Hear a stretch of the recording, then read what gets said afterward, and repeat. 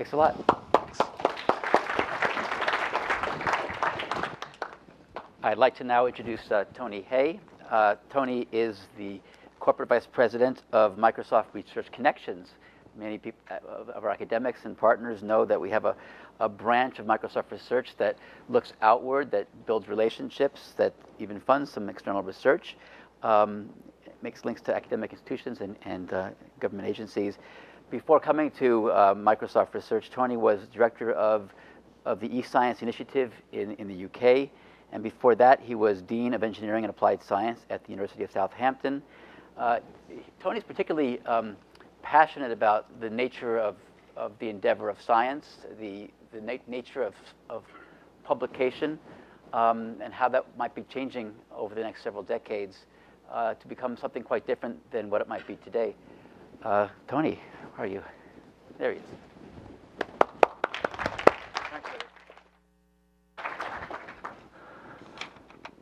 Yes, so it's great to be here, and what I thought I would do is I'll show some slides that I didn't create.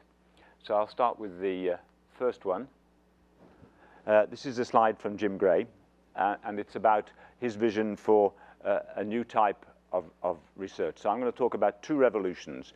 One is about the revolution of big data, and the other one is the other revolution that's happening in scholarly communication. So what we had was experimental science, theoretical science, the two traditional methodologies, but in the last 60 years, we've had computational science for doing simulations of situations like galaxy formation, climate prediction, and so on, which you can't do experiments because we've only got limited experimental capabilities. So that's another way of exploring science. It's not the same as the other two. You need different skills. You need to know about algorithms, numerical methods, parallel architectures, parallel languages, this sort of stuff. And that's a skill, but you still need, of course, theoretical and experimental. But Jim saw the emergence of a new type of scientist, a data scientist who was dealing with data-intensive science. Because of all the new instruments that are coming online, the satellite surveys, the sensor networks, supercomputers, we're going to generate more data in the next few years than we've generated in the whole of scientific history. And that's example of exponential growth. So scientists are overwhelmed with data from many sources, and what they need to do are other sets of skills. They need to know about how to manage petabytes of data, how to organize it, how to schema, how to share it, how to data mine it, how to visualize it, a whole set of tools. And that really is where the eScience connection. eScience is English for cyber infrastructure, right? Which is the US term. But what it was about distributed collaborative science around big data and the tools. And so I met Jim in 2001, and we argued for the next 5 years. It was a great surprise to me to find that he'd called his research group the eScience Research Group, since I thought I lost every battle. I would like to say one other story about Jim.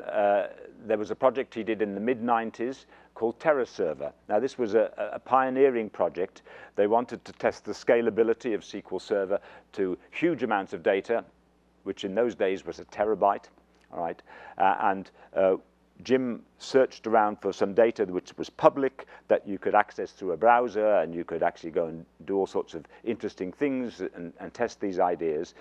And he worked with Jeff Dozier in Santa Barbara, who does remote sensing data from satellites, and they came up with geospatial data. And they were the first people to put geospatial data on a server. They invented the tiling, and so you can do a mosaic of tiles to create a seamless image. That technology revolutionized the whole of the GIS industry, and of course is the basis of Bing Maps and Google Earth and so on. Jim put up something like a few terabytes of US Geological Survey data, and then there was a famous occasion he went to Russia to get some unclassified Russian satellite data, and Tom Barkley relates the fact that the Russian dinners are rather notorious, and so Jim had to stand up and drink toasts, and I think Tom Barkley took him home afterwards. Anyway, but they got the data, and he had very great difficulty persuading any business group in Microsoft to pay any attention. And the irony is that actually for a while, I believe, TerraServer served data to Google Earth, right? And it gave them their data, and it's now the basis of everything. So that was an example about how using computer science experimentation technology actually revolutionized GIS, also revolutionized the way we visualize Earth data nowadays. It's still available under Microsoft Research Maps to this day. He then did another revolutionary thing, which was the Sloan Digital Sky Survey. Was the first survey of a quarter of the night sky, generating very high resolution pictures and images, and they put that in the Sky Server, made it available to the general public, to huge amounts of public interest in that data. And with Curtis Wong, he designed the Worldwide Telescope, which Curtis implemented and made into the wonderful tool it is today. So lots of things, opportunities for computer science technologies to work with scientists to revolutionize their field. And I think that's really going to remain true. And there's some really important problems in both health and environment, which computer science can really make a difference. So I'd just like to give you one example. The next slide, please. This is just hot off the press from David Heckerman's group, fast linear mixed model. It's an example of how computer science can really make a difference. This new algorithm for analyzing data, instead of taking linear time, taking cubic time in processing and in memory allocation, it goes down from cubic to linear. And that makes a gigantic difference in what you can do. And so instead of being able to analyze only, a few 10,000 or so individuals, you can now do orders of magnitude more, and you can really revolutionize the field of genomic-wide association studies. So we believe this is a real example of how machine learning and advanced computer science can really revolutionize one specific aspect of this field. And again, by working with scientists, you get ideas as to where you can apply new techniques in computer science to affect our field also. The other topic I'd like to discuss was referred to by Eric, is the next slide, please. When I came to Microsoft in 2005, this was a slide used by Bill Gates in supercomputing talk. And it really is, he and Craig Munday really had looked at the future of publications. And there really is no reason when you have a paper nowadays that you shouldn't be able to go to the graph, click on the graph, and go and actually see the original data. The way chemists do it, they take a Xerox and they take a ruler and they measure the data points. This is ridiculous. You can actually go to the original data. Similarly, with a curve fitting the data, you want to be able to go and find what the curve, you want to change the parameters, you want to change the parameters of the plot. The documents are dynamic, they can be updated. There can be different things from peer review. You can have Amazon-like ratings, if you like. There are things that you can actually go and purchase, which actually give you rankings of the most interesting paper published last month in biology and medicine. And so that's a service that you can buy. And since in PubMed Central, the National Library of Medicine, 2 papers a minute are published throughout the year, there's no way you would keep up with that. So maybe some service that actually picks out papers and highlights ones which are innovative, highlights ones which are wrong or useless, can actually help you. So lots of things we can do.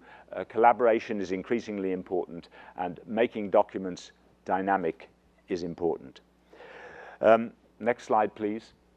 So this is another slide from Jim Gray, and this is his vision of the future, that you will have the literature available, and there is no reason why, since we've paid, our taxes have paid for the research, that the literature shouldn't be available. And if you, for example, read the ACM's copyright agreement, it allows us to put copies on our website of our papers in author-produced form as opposed to their final produced form, but we can make our communications much quicker. Because in computer science, I used to be in physics, and Physical Review could publish papers which are really important very quickly. That seems not to be the case in computer science. We don't seem to have the same tradition. As a result of their tradition, they have a repository called Archive, where all the pre-publication copies are output. And what you find from that is, I can tell you what the most cited paper on black holes was last week. Because of the anomalies of our field, you know, we have to go into Web of Science, and it waits a couple of years, takes a couple of years to get published, a couple of years to get some statistics. I can tell you what the hot paper in computer science was 4 years ago.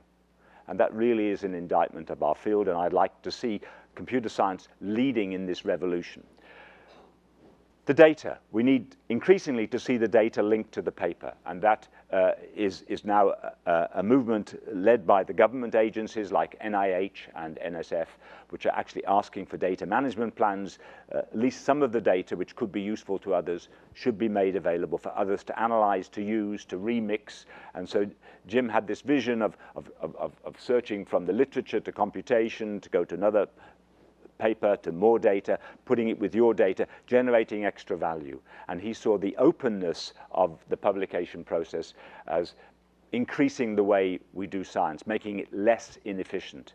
And I really think it would be great if computer science could lead the way and show how you could use all our technologies for archiving, preservation, curation, provenance, machine learning, information retrieval. Lots of skills here can play into this space, and we could be leaders. At the moment, we're a bit Luddite. So my vision for the future is that computer science leads the way in new modes of publication. Thanks very much, Eric.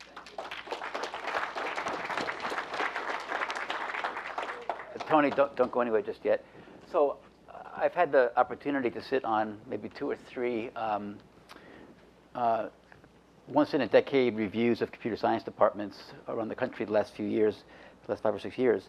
And one thing that's come up in discussions, sometimes it remains implicit, is that the computer science, while computing is growing in importance to almost all fields, bar none, especially fields like biology, chemistry, and some of the empirical sciences, the computing and solutions at the departments tend to be disconnected from computer science groups at the computer science department at these universities.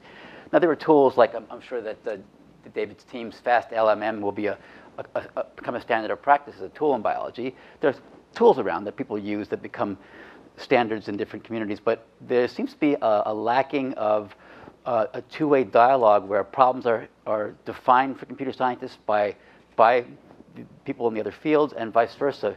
Computer scientists come in, they go, I can solve that kind of problem there because we have some results that you haven't thought about yet, graph theory and so on. Do you have any reflections about the nature of this problem and how to solve it? Well, actually, one way, when I was running eScience, I had money to bribe people. So I could bribe the scientists in computer science. They wouldn't get the money unless they talked to each other. And actually, you'd be surprised how many scientists have no idea what computer science is about. And of course, computer scientists got this great technology. Oh, we can solve their problem.